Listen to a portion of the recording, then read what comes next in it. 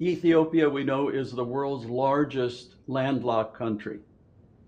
Issue number two, for a country of 140 million people that is trying to industrialize and depends on exports, access to the sea is absolutely essential. It's almost an existential issue.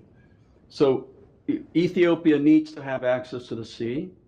There are several potential avenues because, as we know, there are a number of possible ports that Ethiopia can use. Right now, it is more or less dependent on the port of Djibouti, which is not a healthy situation for a country.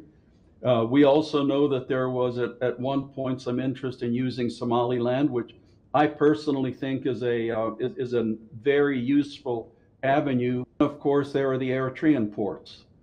Unfortunately, a lot of analysts have said, oh my gosh, Ethiopia wanting to pursue using Eritrea ports means that there's a possibility of reigniting conflict in the Horn of Africa, which I know everybody understands that it is in nobody's interest to have a renewed conflict in the Horn of Africa.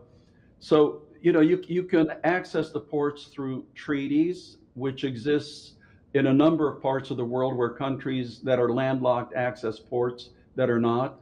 Obviously, the country of the port would maintain sovereignty, but Ethiopia would have guaranteed rights of access to the port, of using its own customs, and that's there are a number of potential ports.